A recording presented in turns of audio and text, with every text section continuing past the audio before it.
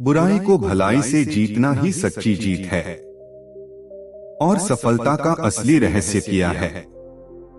दोस्तों, इस वीडियो में बहुत आसानी से जानेंगे। वीडियो आखिरी तक जरूर देखें। अधूरा ज्ञान किसी काम का नहीं होता, पूरा ज्ञान लेकर ही जाए। दयाराम ने सच्ची जीत पाई कैसे? एक गांव में एक किसान रहता था। उसका नाम था शेरसिंह। शेरसिंह शेर जैसा भयंकर और अभिमानी था। वह थोड़ी सी बात पर बिगड़कर लड़ाई कर लेता था। गांव के लोगों से सीधे मुंह बात नहीं करता था। न तो किसी के घर जाता और न रास्ते में मिलने पर किसी को प्रणाम करता था। गांव के किसान भी उसे अहंकारी समझकर उससे नहीं बोलते थे।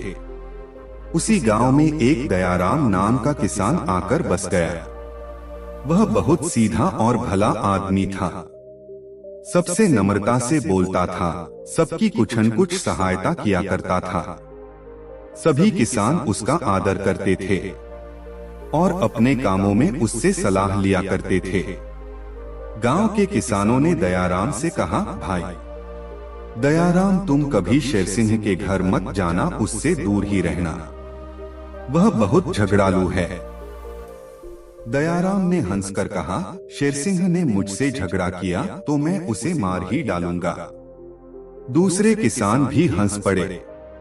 वे जानते थे कि दयाराम बहुत दयालु है। वह किसी को मारना तो दूर, किसी को गाली तक नहीं दे सकता। लेकिन यह बात किसी ने शेरसिंह से कह दी। शेरसिंह क्रोध से लाल हो गया। वह उसी दिन से दयाराम से झगड़ने की चेष्टा करने लगा। उसने दयाराम के खेत में अपने बैल छोड़ दिए। बैल बहुत सा खेत चर गए, किंतु दयाराम ने उन्हें चुपचाप खेत से हाँक दिया। शेरसिंह ने दयाराम के खेत में जाने वाली पानी की नाली तोड़ दी। पानी बहने लगा। दयाराम ने आकर चुपचाप नाली बांध दी। इसी प्रकार शेरसिंह बार बार दयाराम की हानि करता रहा, किंतु दयाराम ने एक बार भी उसे झगड़ने का अवसर नहीं दिया। एक दिन दयाराम के यहाँ उनके संबंधी ने लखनऊ के मीठे खरबूजे भेजे। दयाराम ने सभी किसानों के घर एक एक खरबूजा भेज दिया, लेकिन शेरसिंह ने उसका खरबूजा यह कहकर लौटा दिया कि मैं भिखमंगा नहीं हूँ, मैं दूसरों का दान नहीं लेता। बरसात आई। शेरसिंह एक गाड़ी अनाज भरकर दूसरे गांव से आ रहा था। रास्ते में एक नाले के कीचड़ में उसकी गाड़ी फंस गई। शेरसिंह के बैल दुबले थे। वे गाड़ी को कीचड़ में से निकाल नहीं सके। जब गांव में इस बात की खबर पहुंची तो सब लोग बोले, शेरसिंह बड़ा दुष्ट है, उसे रात भर नाले में पड़े रहने दो।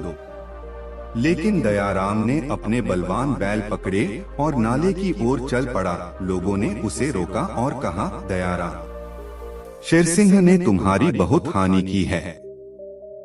तुम तो कहते थे कि मुझसे लड़ेगा तो उसे मार ही डालूंगा, फिर तुम आज उसकी सहायता करने क्यों जाते हो? दयाराम बोला, मैं आज सचमुच उसे मार डालूंगा, तुम लोग सवेरे उसे देखना। जब शेरसिंह ने दयाराम को बैल लेकर आते देखा तो गर्व से बोला, तुम अपने बैल लेकर लौट जाओ, मुझे किसी की सहायता नहीं चाहिए। दयाराम ने कहा, तुम्हारे मन में आवे तो गाली दो, मन में आवे मुझे मारो, पर इस समय तुम संकट में हो। तुम्हारी गाड़ी फंसी है और रात होने वाली है। मैं तुम्हारी बात इस समय नहीं मान सकता। दयाराम ने शेरसिंह के बैलों को खोलकर अपने बैलगाड़ी में जोड़ दिए। उसके बलवान बैलों ने गाड़ी को खींचकर नाले से बाहर कर दिया। शेरसिंह गाड़ी लेकर घर आ गया। उसका दुष्ट स्वभाव उसी दिन से बदल गया। वह कहता था, दयाराम ने अपने उपकार के द्वारा मुझे मार ही दिया। अब मैं वह अहंकारी शेरसिंह कहाँ रहा। अब वह सबसे नम्रता और प्रेम का व्यवहार करने लगा। एक किसान था। उसे 4 पुत्र थे। सब आलसी थे। किसान को बहुत चिता बना रहता था कि मेरा कोई भी पुत्र कामयाब नहीं है। उसे कैसे शिक्षा दी जाए जिससे कि जीवन में सफलता प्राप्त कर सके। किसान बूढ़ा हो चला था। एक दिन किसान ज्यादा बीमार पड़ गया। उन्हें बचने की कम उम्मीद रह रहा था। उसने अपने चारों बेटे को बुलवाया और कहा, बाग वाले खेत में मैंने एक बड़ा कलश में करीब 10 लाख रुपए किसी जगह जमीन में गाड़ दिया है। किसान के इतना कहते ही उनका अंतिम सांस छूट गया। चारों भाई ने सोचा कि पहले पिताजी का दाह संस्कार कर दिया जाए, तब खेत के जमीन खोदेंगे। ऐसा ही सोच के अनुसार किया। पूरे खेत को खोद डाला। रुपये तो एक भी न मिला, परंतु जब खेत में बुआई किए तो फसल अच्छी लगी और अन्न काफी उपजा। सभी भाई काफी खुश थे। दोस्तों, अब हम जानेंगे कि सफलता का असली रहस्य क्या है इस कहानी के माध्यम है। उससे पहले एक छोटी सी रिक्वेस्ट, हमारे चैनल RK इंस्पायर्ड को सब्सक्राइब जरूर कर ले। एक किसान था। उसे 4 पुत्र थे। सब आलसी थे। किसान को बहुत चिता बना रहता था कि मेरा कोई भी पुत्र कामयाब नहीं है। उसे कैसे शिक्षा दी जाए जिससे कि जीवन में सफलता प्राप्त कर सके। किसान बूढ़ा हो चला था। एक दिन किसान ज्यादा बीमार पड़ गया। उन्हें बचने की कम उम्मीद रह रहा था। उसने अपने चारों बेटे को बुलवाया और कहा, बाग वाले खेत में मैंने एक बड़ा कलश में करीब 10 लाख रुपए किसी जगह जमीन में गाड़ दिया है। किसान के इतना कहते ही उनका अंतिम सांस छूट गया। चारों भाई ने सोचा कि पहले पिताजी का दाह संस्कार कर दिया जाए, तब खेत के जमीन खोदेंगे। ऐसा ही सोच के अनुसार किया। पूरे खेत को खोद डाला। रुपये तो एक भी न मिला, परंतु जब खेत में बुआई किए तो फसल अच्छी लगी और अन्न काफी उपजा। सभी भाई काफी खुश थे। एक बार एक नौजवान लड़के ने सुकरात से पूछा कि सफलता का रहस्य क्या है। सुकरात ने उस लड़के से कहा कि तुम कल मुझे नदी के किनारे मिलो। वो मिले। फिर सुकरात ने नौजवान से उनके साथ नदी की तरफ बढ़ने को कहा और जब आगे बढ़ते बढ़ते पानी गले तक पहुंच गया, तभी अचानक सुकरात ने उस लड़के का सर पकड़ के पानी में डुबो दिया। लड़का बाहर निकलने के लिए संघर्ष करने लगा, लेकिन सुकरात ताकतवर थे और उसे तब तक डुबोए रखे जब तक कि वो नीला नहीं पड़ने लगा। फिर सुकरात ने उसका सर पानी से बाहर निकाल दिया और बाहर निकलते ही जो चीज उस लड़के ने सबसे पहले की वो थी हांफते हांफते तेजी से सांस लेना। सुकरात ने पूछा, जब तुम वहां थे तो तुम सबसे ज्यादा क्या चाहते थे? लड़के ने उत्तर दिया, सांस लेना। सुकरात ने कहा, यही सफलता का रहस्य है। जब तुम सफलता को उतनी ही बुरी तरह से चाहोगे जितना कि तुम सांस लेना चाहते थे, तो वो तुम्हें मिल जाएगी। इसके अलावा और कोई रहस्य नहीं है। 4 सफलता का रहस्य क्या है? जब यह प्रश्न एक युवक ने यूनान के प्रसिद्ध दार्शनिक सुकरात से किया, तो इस प्रश्न के उत्तर में सुकरात ने उस युवक को कल सुबह नदी किनारे मिलने के लिए कहा। अगले दिन सुबह के समय वह युवक और सुकरात दोनों नदी किनारे पहुंच गए। सुकरात ने नौजवान युवक से उनके साथ पानी में आगे बढ़ने को कहा। युवक सुकरात के साथ नदी में पानी की ओर बढ़ता चला गया। जब आगे बढ़ते बढ़ते पानी गले तक आ गया, तब अचानक सुकरात ने उस युवक का सिर पानी में डुबो दिया। नौजवान युवक अपना सिर बाहर निकालने के लिए छटपटाने लगा। सुकरात ताकतवर थे, इसलिए युवक का पानी से बाहर निकलने का हर प्रयास विफल होता जा रहा था। जब शरीर नीला पड़ने लगा, तब जाकर सुकरात ने उस युवक का सिर पानी से बाहर निकाला और बाहर निकलते ही जो काम नौजवान ने सबसे पहले किया वो था हांफते हुए जल्दी जल्दी सांस लेना। सुकरात ने उस युवक से पूछा, जब तुम्हारा सिर पानी के भीतर था तब तुम सबसे ज्यादा क्या चाहते थे? नौजवान युवक ने उत्तर दिया, सांस लेना। सुकरात ने कहा, बस यही सफलता का रहस्य है। जब तुम सफलता को उतना ही ज्यादा चाहोगे जितना कि तुम उस वक्त सांस लेना चाहते थे, तो वो तुम्हें जरूर मिल जाएगी। दोस्तों, यह वीडियो कैसा लगा कमेंट में जरूर बताएं और अपने दोस्तों को जरूर शेयर करें। वीडियो देखने के लिए धन्यवाद। 5 गौबुद्ध एक बार अपने शिष्यों के साथ प्रवास पर निकले। एक नगर से दूसरे नगर तक जाने की राह में वन पड़ता था। वन क्षेत्र में प्रवेश करने के साथ ही कुछ दूर चलने पर बुद्ध एक जगह रुक गए। पीछे आ रहे शिष्यों का समूह भी उन्हें देख उसी स्थान पर रुका, लेकिन वहां रुके रहना शिष्यों के लिए मुश्किल हो गया, क्योंकि सामने एक क्षत विक्षत शव पड़ा था और उसकी दुर्गंध वातावरण में फैल रही थी। शिष्यों ने अपने वस्त्र से नाक बंद कर ली, लेकिन बुद्ध शव की ओर टकटकी लगाए देखते रहे। एक शिष्य ने साहस कर विनम्रता पूर्वक गौतम बुद्ध से अनुरोध किया, भगवान, यहाँ से शीघ्र चलना ही उचित होगा। यहाँ शव पड़ा है और बहुत दुर्गंध आ रही है। बुद्ध मुस्कुराए और शिष्यों की ओर उन्मुख होते हुए बोले, बताइए, इस सब में सौंदर्य दिखाई देता है। शिष्यों ने कहा, भगवान, यह कैसा प्रश्न है। सौंदर्य और शव में जीवन था तब तक सौंदर्य, अब तो सब समाप्त हो गया। बुद्ध ने शव की ओर इशारा करके बताया, देखो, जब कभी यह व्यक्ति जीवित रहा होगा, इसकी दंत पंक्तियां अद्वितीय रही होंगी। मृत्यु के बाद भी इसके दंत देखकर यही साबित होता है। वहां खड़े सभी शिष्यों ने दृष्टि डाली तो पाया बुद्ध सही कह रहे थे। तब शिष्यों को भान हुआ कि शव में भी अच्छाई हो सकती है। दरअसल सौंदर्य निर्जीव में भी नजर आ सकता है, केवल शर्त यह है कि दृष्टि बुद्ध के समान बुराई में भी अच्छाई देखने वाली होनी चाहिए। गुलाब की एक शाखा में फूल की तुलना में कांटे ही अधिक होते हैं, पर हम फूल चुनते हैं, कांटे नहीं। ठीक इसी तरह किसी में 100 बुराइयां नहीं, अच्छाई देखनी चाहिए। 6 प्राचीन सियालकोट में एक बार बौद्धों का बहुत बड़ा भिक्षु संघ आया। इस संघ को एक ऐसे वेद पाठी ब्राह्मण के विषय में ज्ञात हुआ जो इतना रूढ़िवादी था कि किसी अवैदिक पंडित की छाया भी स्वयं पर नहीं पड़ने देता था। उसे सुधारने का बीड़ा एक भिक्षु ने उठाया। अगले दिन वह अपना भिक्षा पात्र लेकर ब्राह्मण के घर पहुंच गया और पूछा, कुछ आहार पानी की सुविधा है। उसकी बात सुनकर घर के सभी लोग मौन रहे और उसकी ओर घृणा की दृष्टि से देखा। भिक्षु लौट आया। दूसरे दिन फिर गया और वही प्रश्न दोहराया।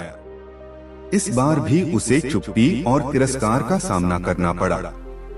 वह पुनः लौट गया। एक दिन जब वह ब्राह्मण के घर पहुंचा तो ब्राह्मण वहां नहीं था। नित्य आने जाने से ब्राह्मणी का मन पसीज गया। वह बोली, मैं तो तुम्हें आहार पानी दे दूं, किंतु पंडित जी की नाराजगी के कारण विवश हूँ। भिक्षु ने कहा, कोई बात नहीं बहन, मैं अपना काम करता हूँ, तुम अपना काम करो। वापस लौटते हुए भिक्षु को ब्राह्मण मिल गया। उसने भिक्षु को खूब खरी खोटी सुनाई।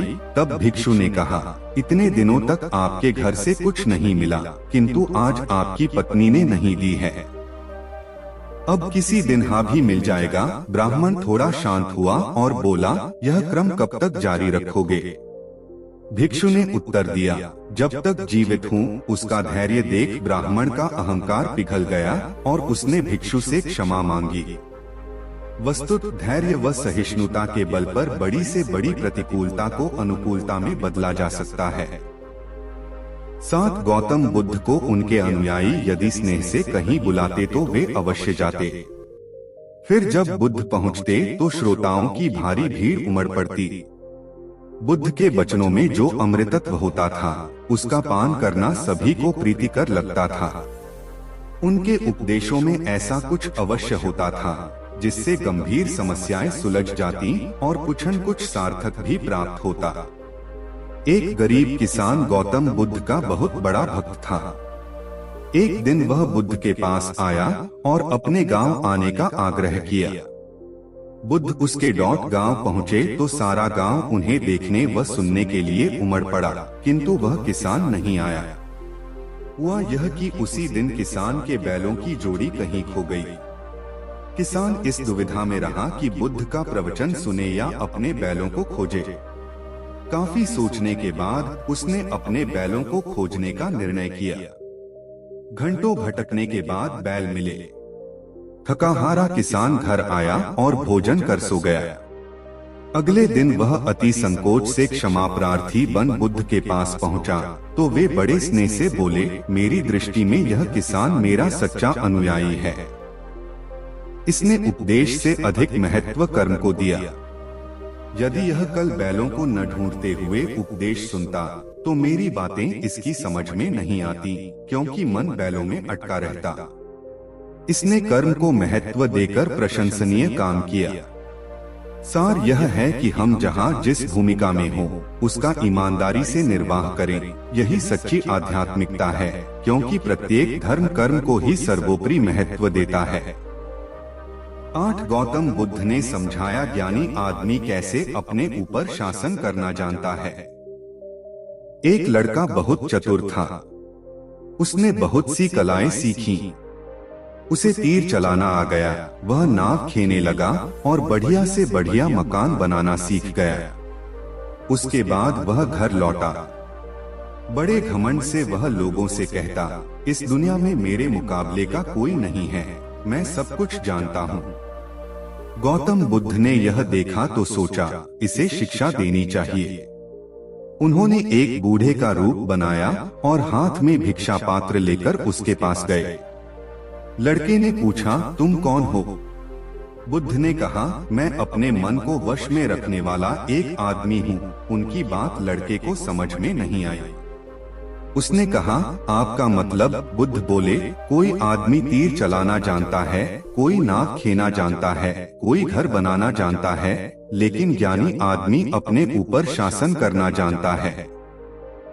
लड़का बुद्ध के इतने कहने पर भी कुछ न समझ सका। उनसे फिर पूछा, अपने ऊपर शासन करना क्या होता है? बुद्ध ने कहा, अगर कोई उसकी प्रशंसा करे तो वह खुशी से नहीं फूलता, निंदा करे तो दुखी नहीं होता। इस तरह उसका मन उसके वश में रहता है। ऐसा आदमी किसी चीज या हुनर का अभिमान नहीं करता। बुद्ध की बात का उस लड़के पर ऐसा असर हुआ कि उस दिन से उसने डींग हाँकना बंद कर दिया। गौतम बुद्ध की ये 4 कहानी ध्यान से सुने, आपकी जिंदगी बदल जाएगी।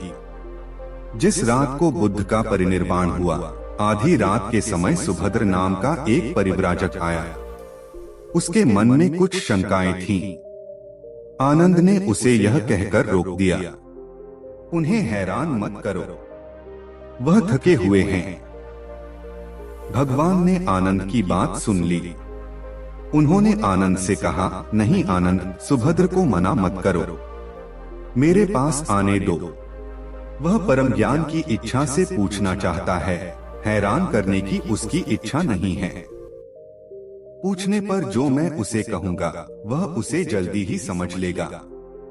मध्यरात्रि में उस अवस्था में सुभद्र की तथागत से उपदेश सुनने का सौभाग्य मिल गया। एक बड़ी दुखियारी स्त्री थी।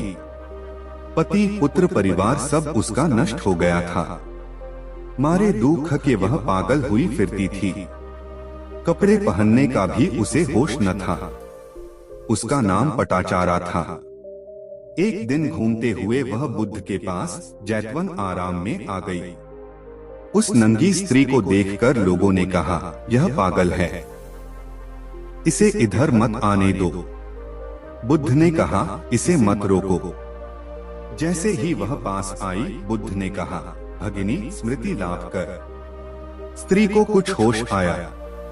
लोगों ने उस पर कपड़े डाल दिए जिन्हें उसने ओढ़ लिया। स्त्री फूट फूट कर रोने लगी। बुद्ध ने अपने उपदेशामृत से उसके शोक को दूर कर दिया। बुद्ध का एक भिक्षु शिष्य था वक्कली। वह एक बार बीमार पड़ गया। उसने अपने एक साथी भिक्षु के द्वारा भगवान का दर्शन करने की अपनी इच्छा उन तक पहुंचवाई। भगवान उसकी इच्छा पूरी करने उसके पास गए। दूर से भगवान को आता देखकर वक्कली उनका सम्मान करने और उनको आसन देने के लिए चारपाई से उठने की चेष्टा करने लगा। भगवान ने उसे यह कहकर रोक दिया कि अलग आसन तैयार है, उसके हिलने डुलने की आवश्यकता नहीं है, और वह बिछे आसन पर बैठ गए। वक्कली ने उसकी वंदना करते हुए कहा, आपके दर्शन की मेरी बड़ी इच्छा थी, आपने कृपा करके उसे पूरा कर दिया। बुद्ध ने कोमल स्वर में कहा, वक्कली शांत हो जा। तेरी जैसी गंदी काया है वैसी ही मेरी है। वक्कली, इस गंदी काया को देखने से क्या लाभ? जो धर्म को देखता है वह मुझे देखता है। जो मुझे देखता है वह धर्म को देखता है। भगवान बुद्ध गृहस्थों के प्रति बड़ी सहानुभूति रखते थे। एक बार सुप्रवासा नामक स्त्री के बच्चा होने वाला था और वह असाध्य वेदना से पीड़ित थी। उसने अपने पति के द्वारा बुद्ध के चरणों में प्रणाम अर्पित करवाया। भगवान ने उसे आशीर्वाद देते हुए कहा, कोल्य पुत्री सुप्रवास, सुखी हो जाए, चंगी हो जाए। सुखी और चंगी होकर बिना किसी कष्ट के वह पुत्र प्रसव करे। ब्राह्मणों के साथ भी उनकी पूरी सहानुभूति थी, जैसे कि विश्व के सभी प्राणियों के साथ उनकी पूरी सहानुभूति थी।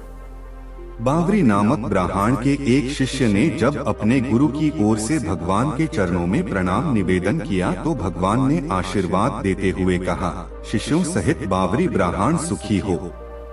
मानवक, तुम भी सुखी हो, चिरजीवी हो। बुद्ध के पास छोटा बड़ा जो भी जाता था वह उससे कहते थे, आओ तुम्हारा स्वागत है। भगवान अपनी अंतिम यात्रा में पावा और कुशीनारा के बीच जा रहे थे। रास्ते में उन्हें पुक्कुस मलपुत्र नामक व्यापारी मिला।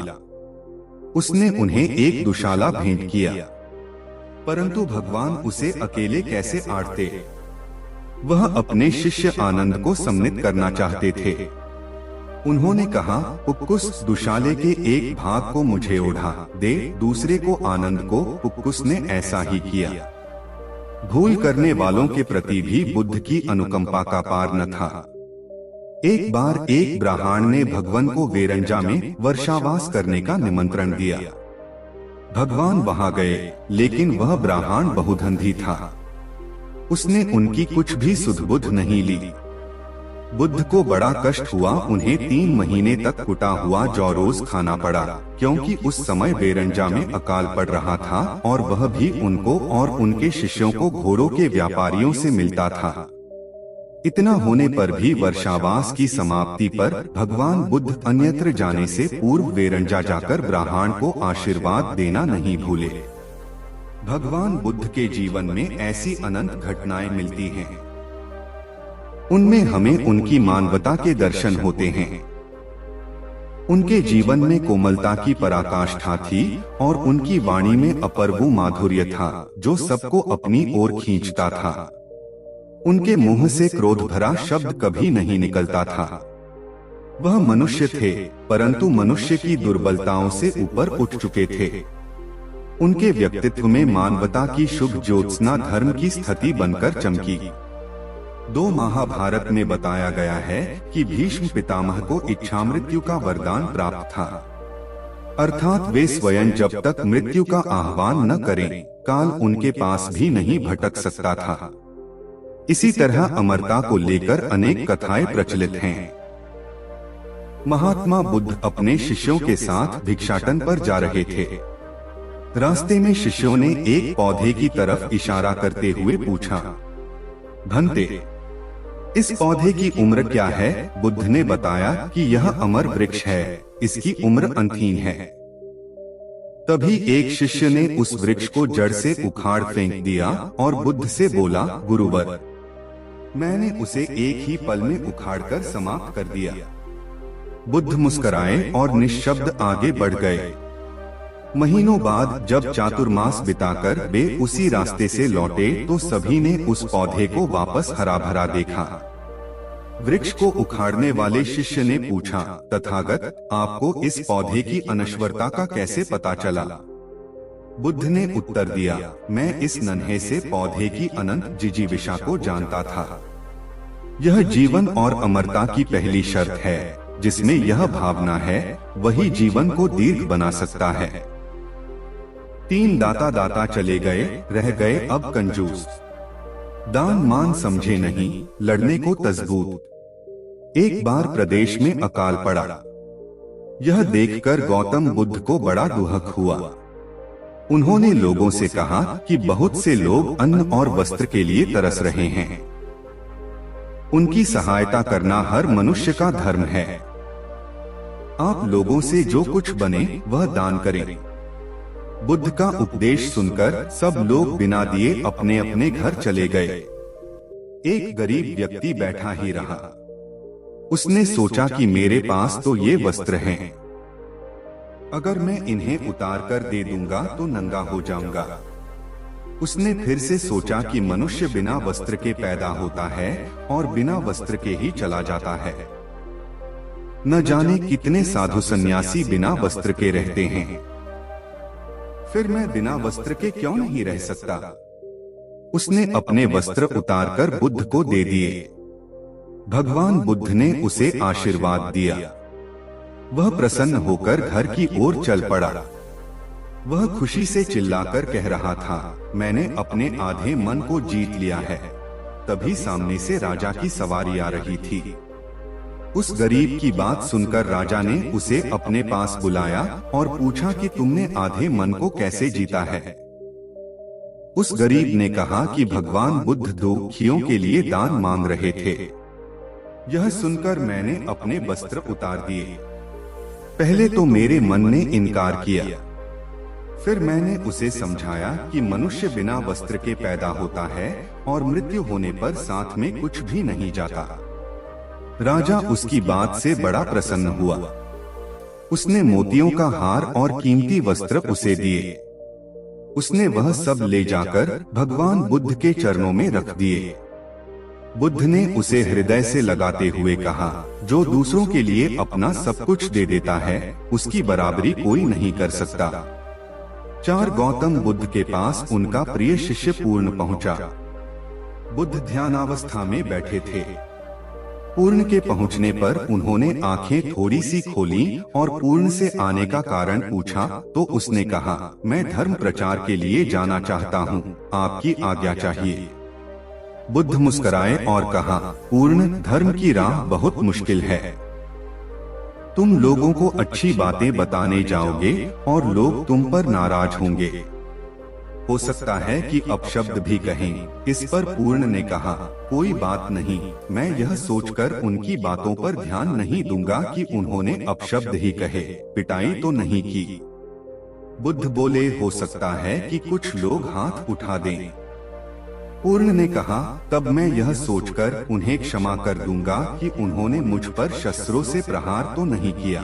बुद्ध फिर बोले, हे पूर्ण, हो सकता है कि कुछ लोग तुम पर शस्त्रों का भी उपयोग करें। पूर्ण ने उत्तर दिया, तब मैं यह सोचकर उनके प्रति कोई प्रतिकार की भावना नहीं रखूंगा कि उन्होंने मुझे मारा, पर जान से तो नहीं मार डाला, मुझे जीवित छोड़ दिया। बुद्ध ने फिर कहा, और यदि तुम्हारे प्राण ही ले लिए तब? पूर्ण ने तत्क्षण सिर झुकाकर कहा, तब मैं उनका आभारी रहूंगा कि उन्होंने धर्म के मार्ग पर मेरे प्राणों का उत्सर्ग करने में मेरी सहायता की।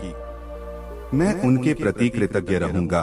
तब बुद्ध ने आंखें खोली और आशीर्वाद देकर अनुमति दी तथा पूर्ण से कहा, अब तुम धर्म प्रचार करने के पात्र हो। जो किसी में भी कोई दोष न देखे वही सच्चा है। अच्छाई के मार्ग पर चलना बहुत मुश्किल काम है। जो इस राह पर चलता है उसके मार्ग में अनेक बाधाएं आती हैं, लेकिन जो व्यक्ति किसी में भी दोष न देखे वही बाधाओं को सहजता से पार कर अपने लक्ष्य को पूरा कर पाता है।